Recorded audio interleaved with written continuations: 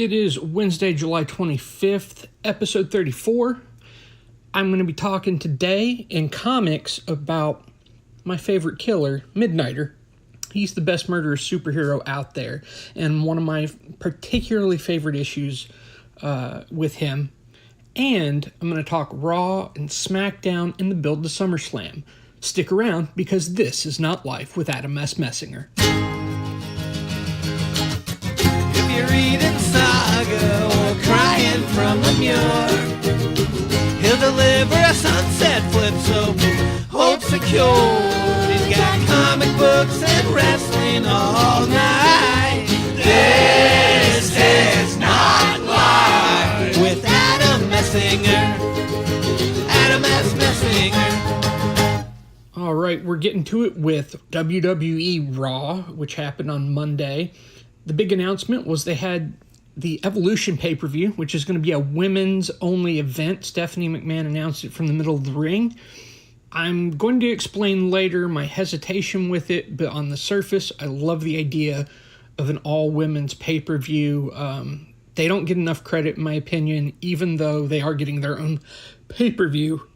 I believe that they're extremely talented and some of the best storytellers that the company has. So after that, we get a rematch of the B Team versus the Leader of Worlds for the Tag Team Championships. The B Team are knocking it out of the park with what they have, but what they have isn't very good material. It's very short-lived because they're a comedy duo. They hold the championships. The championships are kind of a joke. This just furthered that joke, which eventually that joke's going to get old. And the whole thing was the end of the match. They had one guy bump into another, which broke up a pin and turned into a pin reversal. And the ref counted it, and he shouldn't have, because all four guys in the ring, and in a tag match, they don't do that unless two guys are in the ring. Usually the other two are in the outside or whatever. So there was some logic flaws with it. But, I mean, visually it was funny. It achieved that. B-Team retained. And I'm interested to see where they're going to go from here. They cemented Hardy and Wyatt as a heel team, as the heel team in this feud, because they attacked the B-Team immediately after the win by the B-Team. So that's interesting. I'm curious to where that's going to go, because Hardy and Wyatt are super over. The crowd still love them, even though they're going to be doing heel shit, and that was a heel move.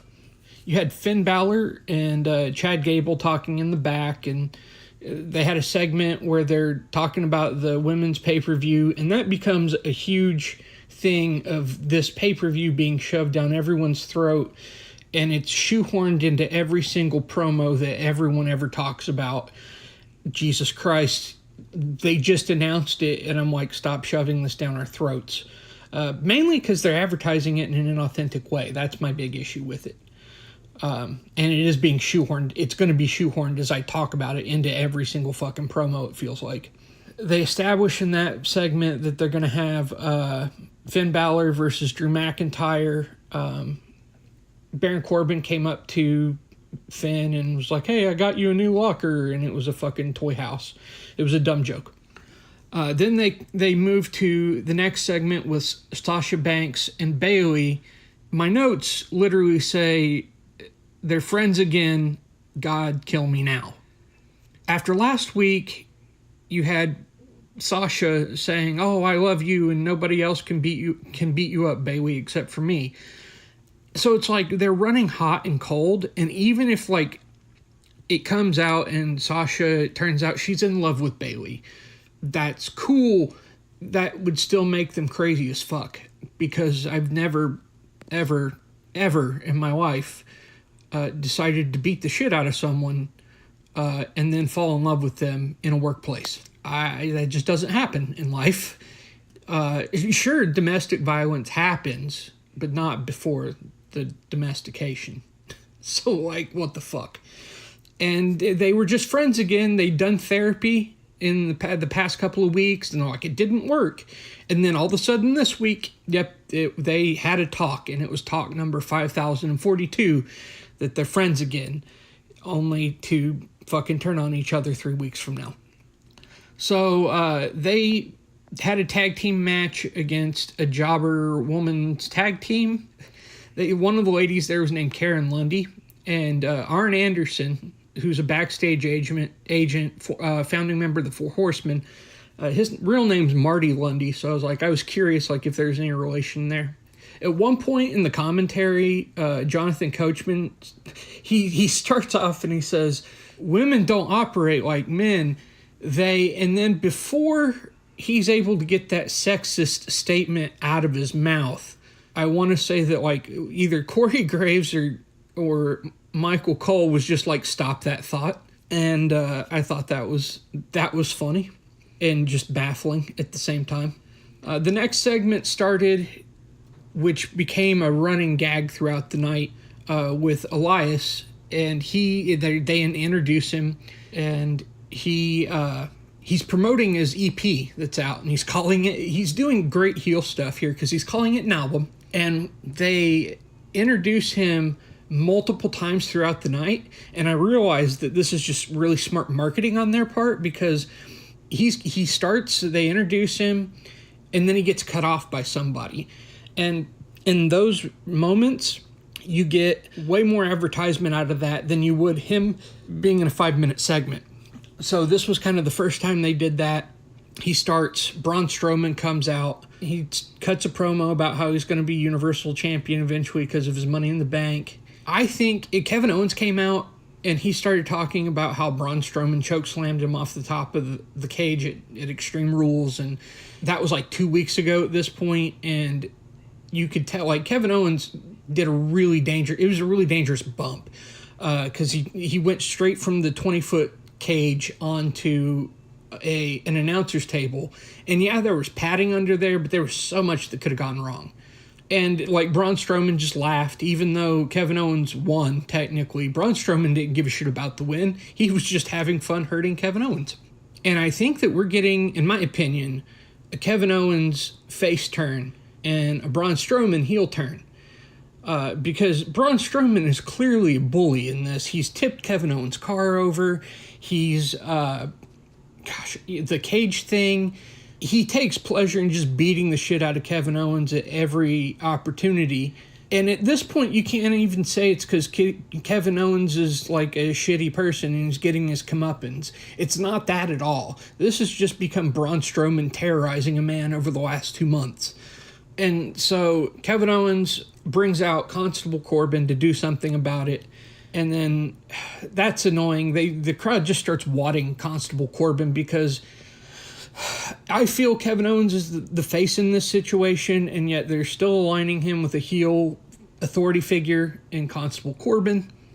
The crowd just starts saying what after everything Corbin says. He brings out Jinder Mahal, who's doing this whole inner peace thing, and Braun, they're like, oh, we're going to give Braun Strowman inner peace, and then Braun Strowman kicks the shit out of Jinder and his lackey Samil Singh.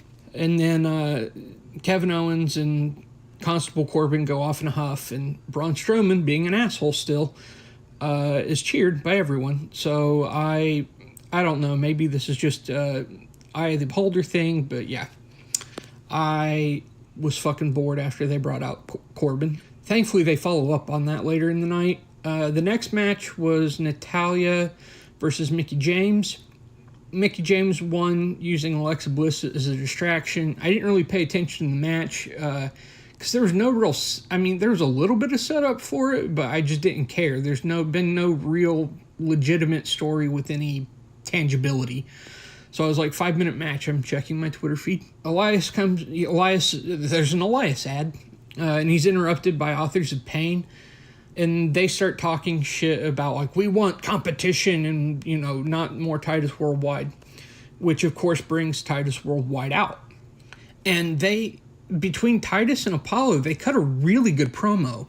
And there was this, they pretty much said, yeah, you guys are some of the youngest on the roster, and just because you're 7,000 pounds between the two of you of just sheer muscle and 1,000 feet tall, doesn't mean that you've got the wisdom behind it, and that, yeah, we have the experience.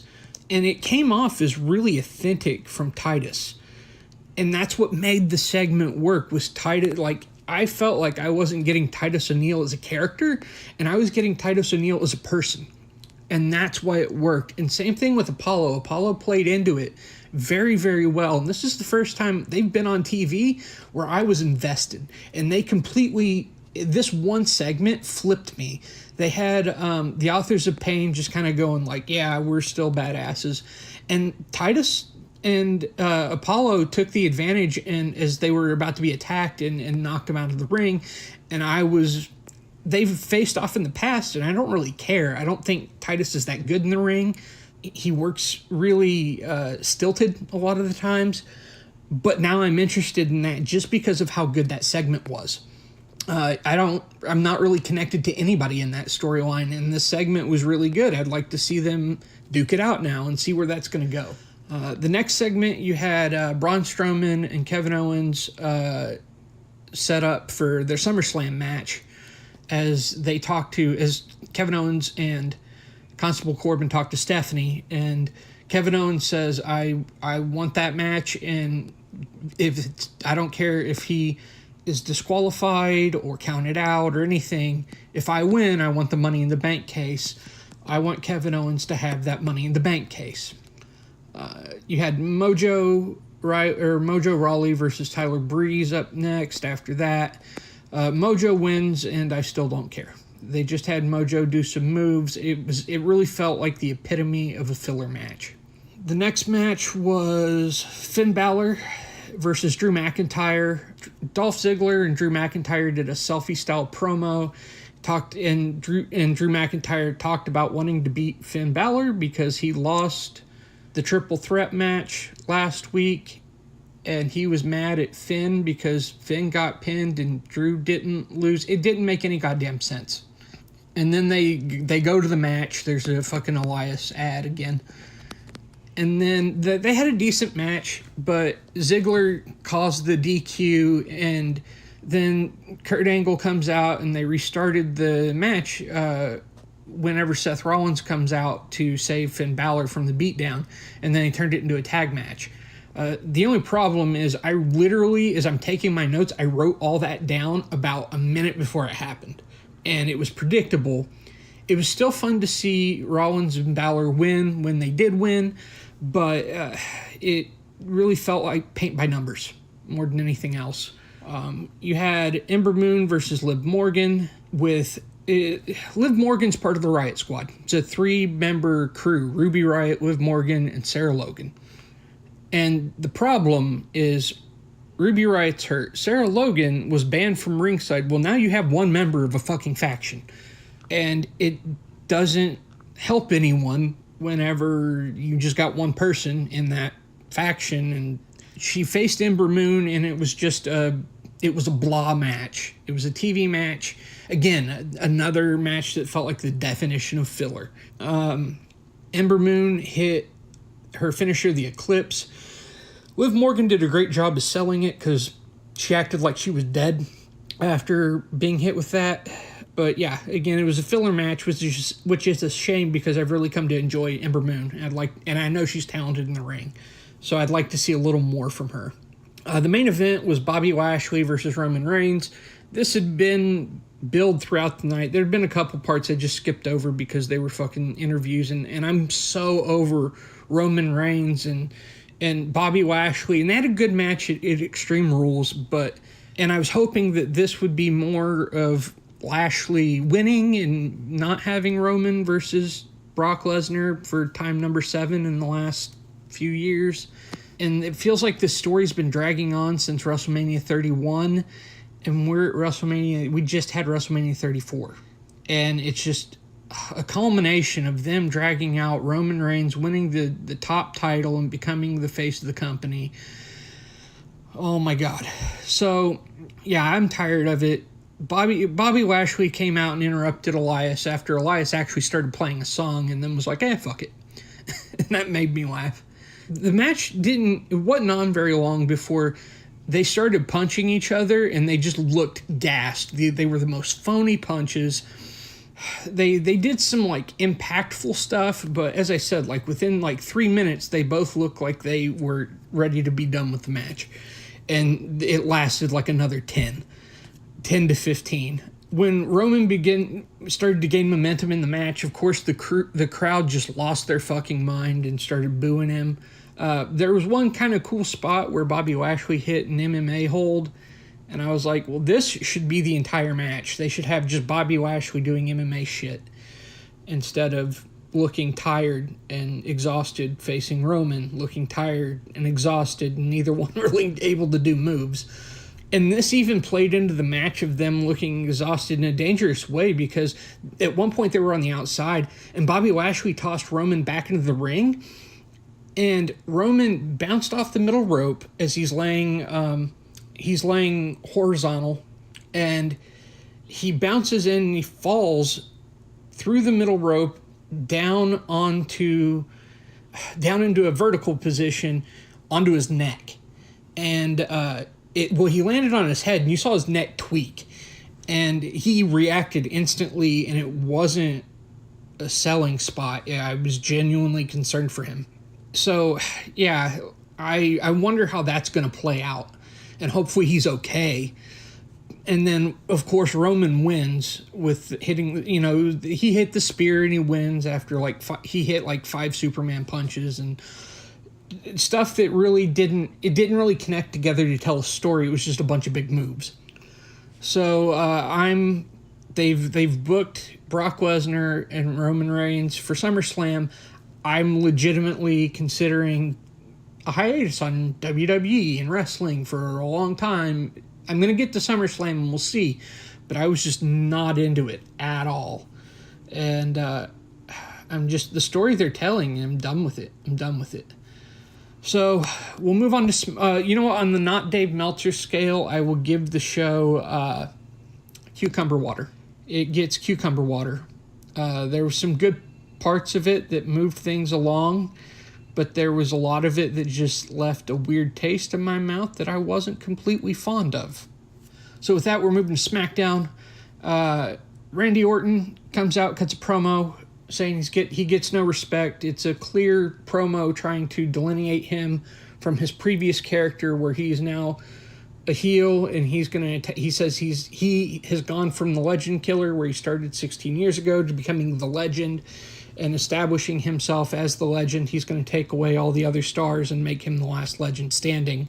It's a pretty good promo. And then he was like, nobody respects me. And I was like, he's old now, and he's like Rodney Dangerfield. The first match of the night was a real shocker. It was Rusev versus Andrade Cien Almas, and they each had their respective manager in their corner. I think it might be a face turn for Rusev. They had a lot of hot Rusev Day chants, and it was a pretty good match. I don't really care for either guy, but I thought that they told a good story. Rusev looked like he had the upper hand most of the time. You had Andrade Cien Almas go for his finisher a couple times, only to get it dodged. Selena Vega starts an argument with Lana on the outside, and they're just yelling at each other, and then Selena Vega hauls off and slaps Lana.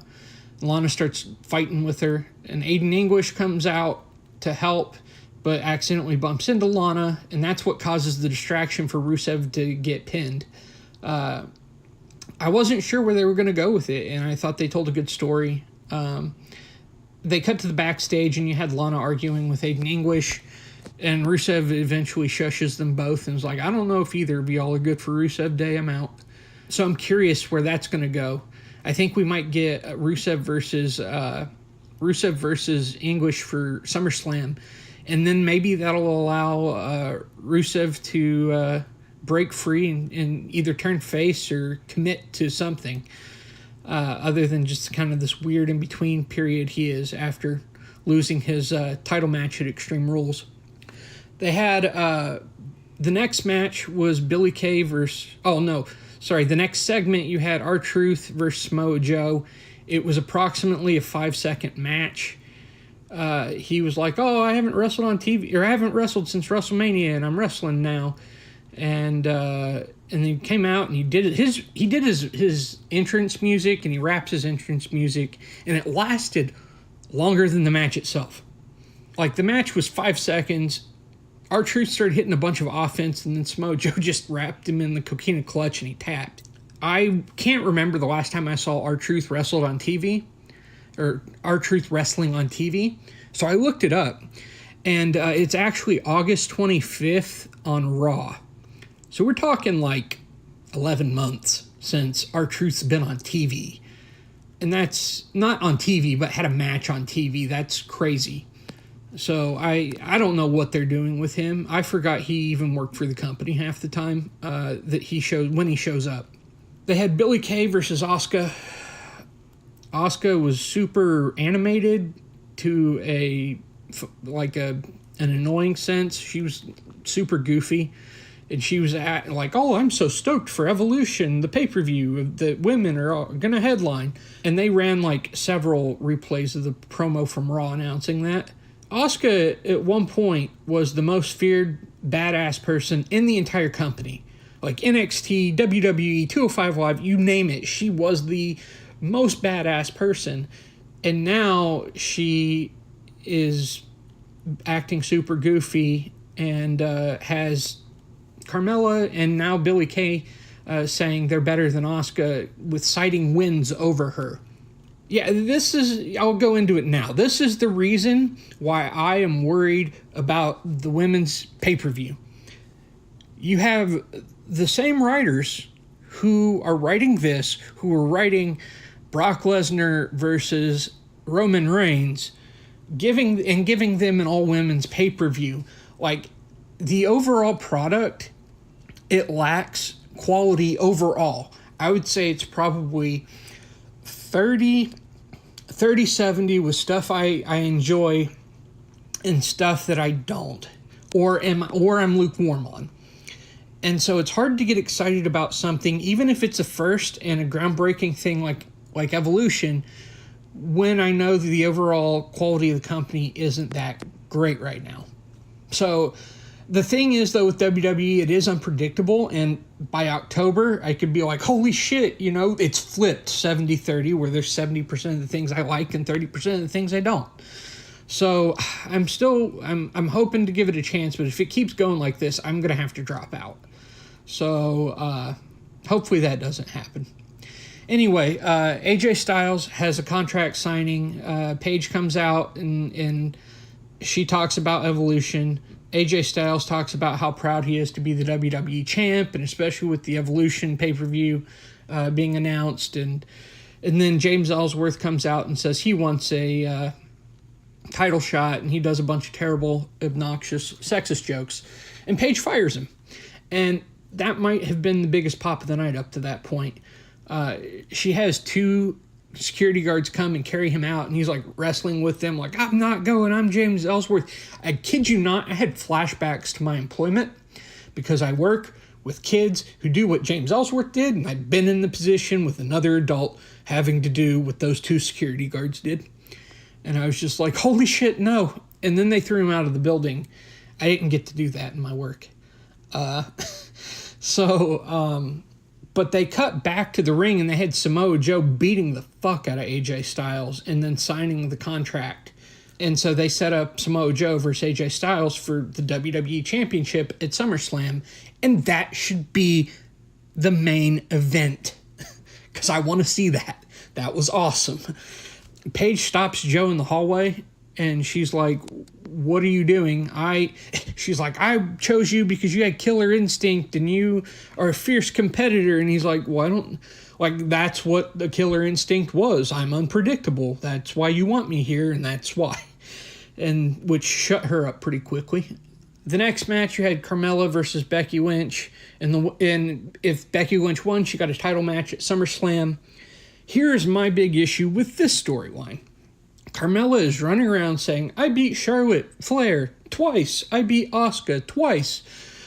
And the whole shtick should culminate with Carmella versus Charlotte Flair versus Asuka at SummerSlam.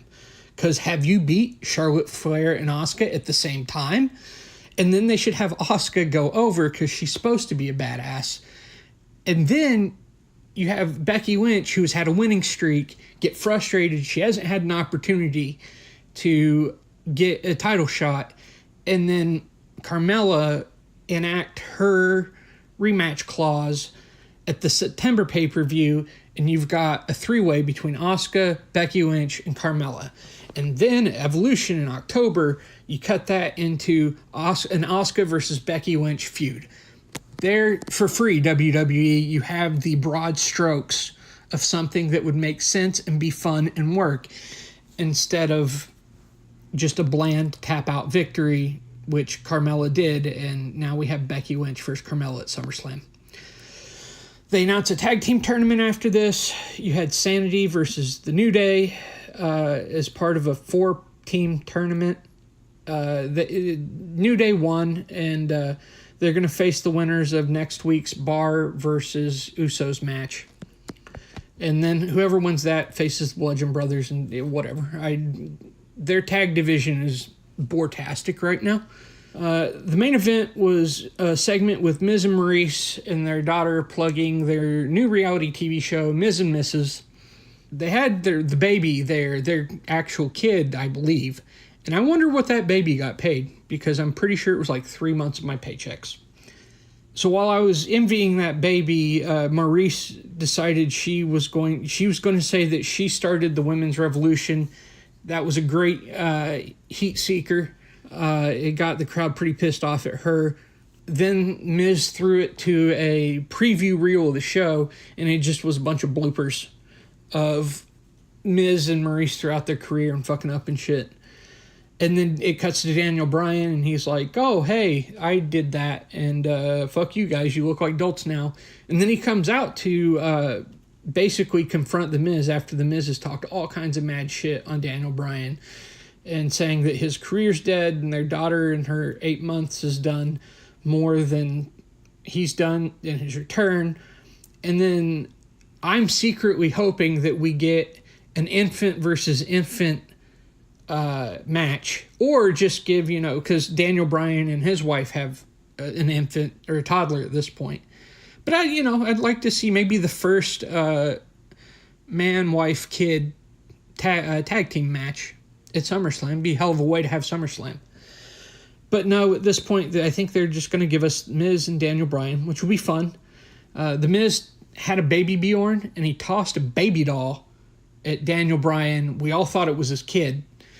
And then Daniel Bryan's like shocked at holding a baby doll. Miz hits a skull-crushing finale, and then they just end the show. And Miz rips Daniel Bryan a new one, talking about how dumb he is. And I thought it was beautiful heel work by The Miz. So this show I enjoyed more than Raw. I would probably, on the not Dave Meltzer scale, I would give it a small cup of coffee, black coffee. Great, fresh black coffee. It wasn't big to where I'm just like, yeah, I'm jonesing on all of it, but there was enough here that it gave me a shot of excitement between the WWE Championship thing and the Daniel Bryan Miz thing, and then Rusev and Andrade Cien Almas. All that was really refreshing after Raw. So there you have it. I've ranted for a half hour. Ted's going to play an ad plugging how awesome he is, because he's awesome, and I love you, Ted. Please don't be mad at me. And we'll get to Midnighter. Consistency is key when it comes to establishing a podcast, and with the amount of time it takes to edit a quality product, it can look absolutely daunting. My name is Ted, and instead of worrying about where you'll find the time, you can send your podcast to me. I'll edit and ensure you have a consistent and quality product in time for release every time. You can contact me for my rates on my website at handsometwitchstreamer.com, on my Twitter at friendsofted, or email me directly at gabbardted@gmail.com.